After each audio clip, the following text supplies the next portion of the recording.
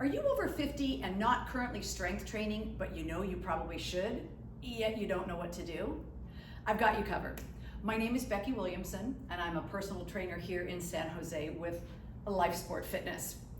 Here are my 4 tips if you're over 50 and you're just starting a strength training program and you want to get started on the right foot.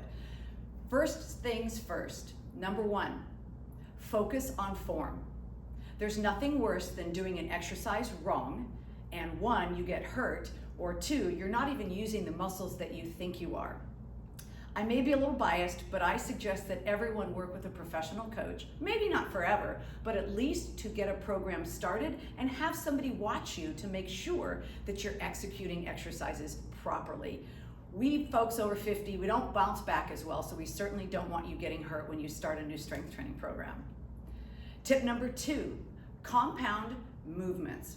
What I mean by that is rather than doing a single arm curl, nothing wrong with that, it's a good way to strengthen the front of the arm. What about doing a compound movement, maybe some arm curls and then a shoulder press combined with a squat? Why? 1, it's functional. We do squat down, pick something up and maybe put it up in a cabinet, put it up in an overhead compartment in an airplane.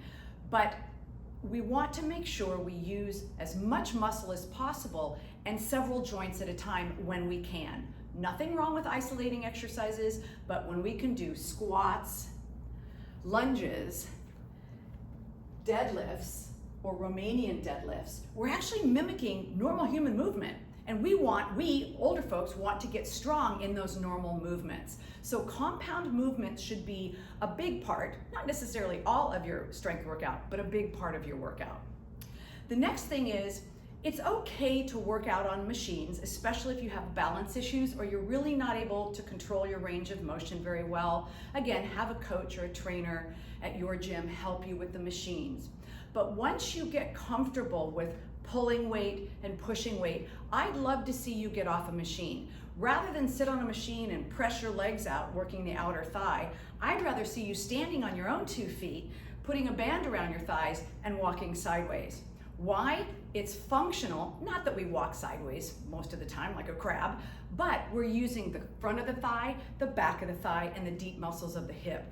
All things that we people over 50 really should have strong, flexible, and endurant. And the last thing is, the tip number 4 is consistency. Strength training doesn't work too well if you go to the gym tomorrow and then you go again in 3 weeks.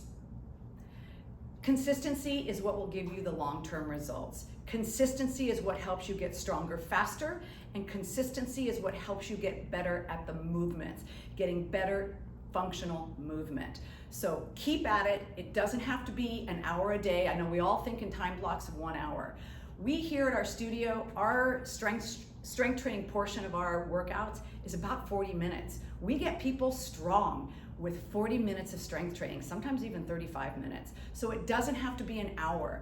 40 minutes, 30 minutes, possibly even 30 minutes, 20 minutes, you can have a very good strength training program as a person over 50 who simply wants to be stronger, more fit, and more independent for more years. It won't make you a professional bodybuilder, but that's probably not your goal.